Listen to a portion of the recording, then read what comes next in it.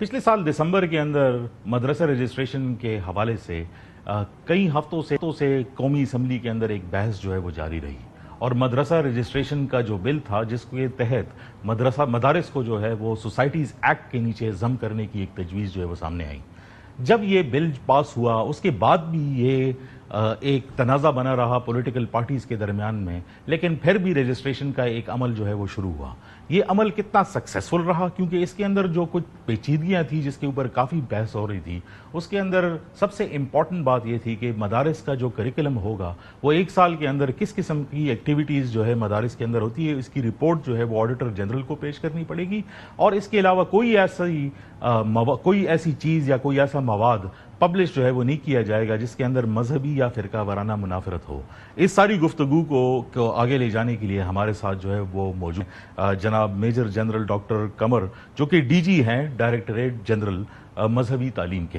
تو آئیے ان سے بات چیت کا آغاز کرتے ہیں۔ مدرسہ ریفارمز، پچھلے تقریباً 2 دہائیوں سے یہ لفظ تقریباً بار بار سنتے ہوئے آ رہے ہیں، اور ہر قسم کے ڈسکورسز میں جو ہے یہ شامل ہوتا ہے۔ اس کو پینیسیا یعنی تریاک بھی جو ہے وہ سمجھا جاتا ہے، اور اس کو جو ہے پرابلمز کی جڑ بھی جو ہے وہ سمجھا جاتا ہے۔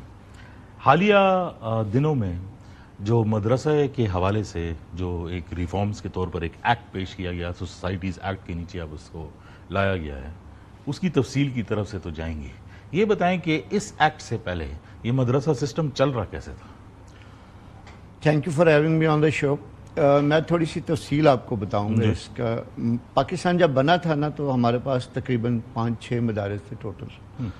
آہستہ آہستہ 60s میں ان میں بہت زیادہ اضافہ ہوا، اور پھر جب جہاد افغانستان کا شروع ہوا تو مدارس اسٹارٹڈ مشرومنگ ان پاکستان، اور بہت زیادہ تعداد میں یہ ہوئے۔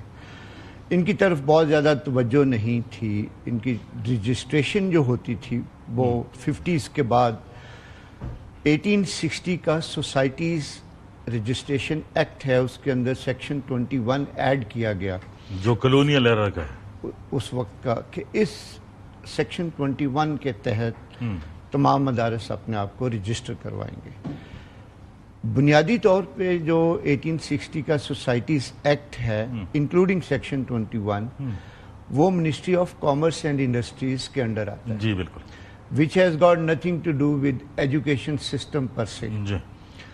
پھر یہ ہوا کہ جب جناب پرویز مشرف کے زمانے میں مدرسہ ایجوکیشن بورڈ بنا تو مدرسہ ریفارمز کی بات چیت ہونا شروع ہوئی کہ ان کو کسی قومی دھارے میں لایا جائے اور تھوڑا سا ان کو کنٹمپریری سبجیکٹس بھی پڑھائے جائیں، لیکن وہ پروگرام چلا نہیں۔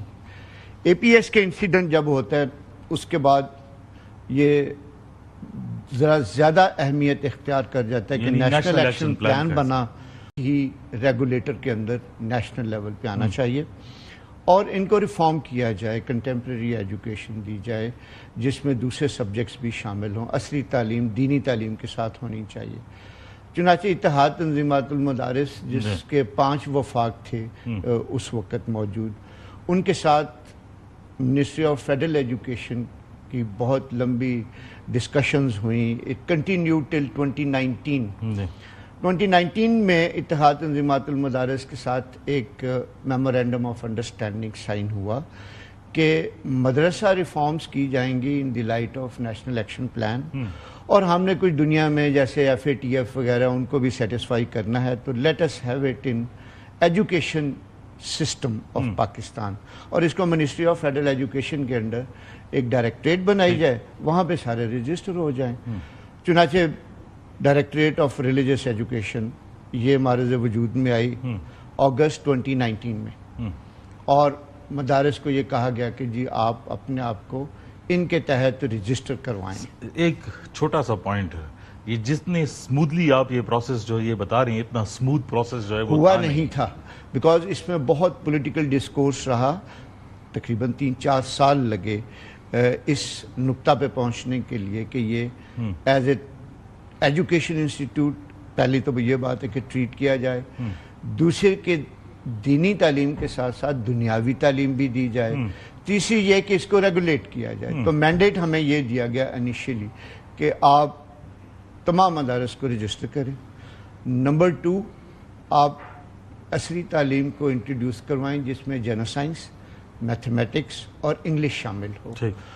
تیسرا، مدارس کے اکاؤنٹس اوپن کریں تاکہ ان کے منی ٹریل کا پتہ چلتا رہے، پیسہ کدھر سے آیا، کیسے خرچ ہوا۔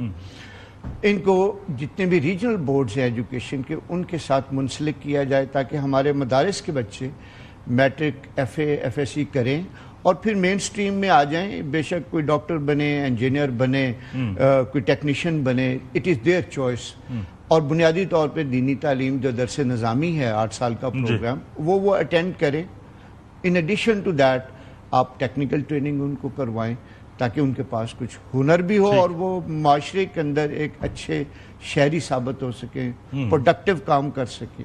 کیونکہ صرف درس نظامی سیکھنے سے 8 سال کا پروگرام بہت مشکل پروگرام ہے۔ وہ دینی تعلیم تو ہے لیکن اس کے ساتھ ہنر نہیں ہے۔ تو زیادہ سے زیادہ ان کی کھپت ہوتی تھی کہ وہ کسی اسکول میں اسلامیات کے ٹیچر بن جائیں یا عربک کے ٹیچر بن جائیں، اینڈ دیٹس آل، یا ایک نیا مدرسہ کھول لیں۔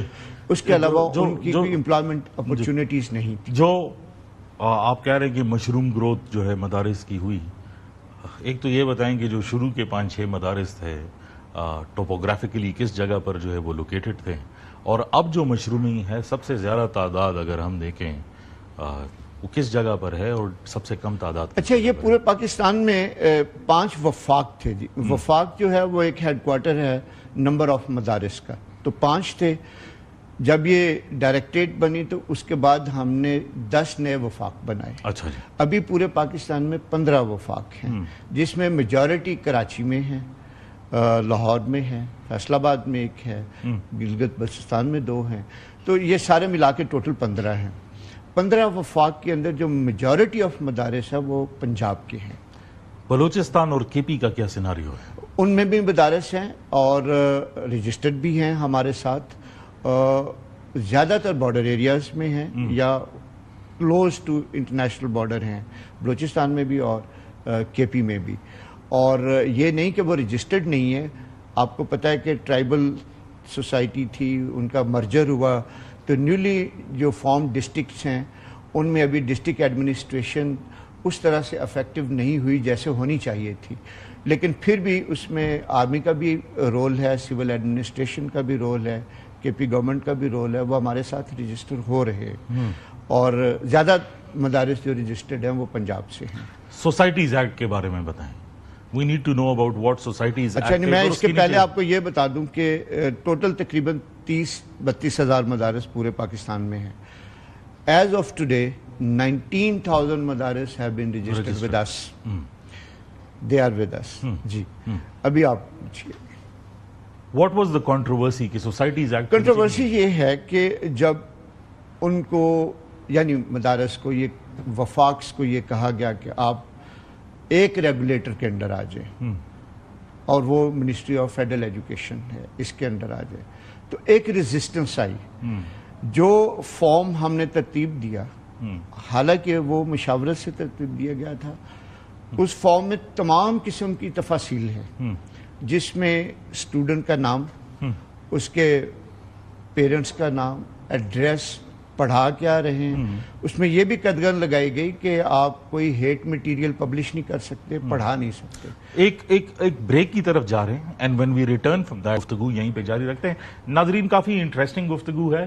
بریک کے سے آنے کے بعد یہ سوال بھی جو ہے ڈاکٹر صاحب سے پوچھیں گے کہ یہ الزام بار بار جو ہے وہ لگتا ہوا آ رہا ہے کہ جو سوسائٹی کے اندر انتہا پسندی ہے وہ صرف مدارس سے منسلک جو ہے وہ کیوں کی جاتی ہے، کیونکہ جو نئے ٹیررزم کے ٹرینڈز جو ہے وہ نظر آتے ہیں اس میں تو اسکول کے بچے اور یہاں تک کہ western education system back ground کے لوگ بھی جو ہے وہ شامل ہیں۔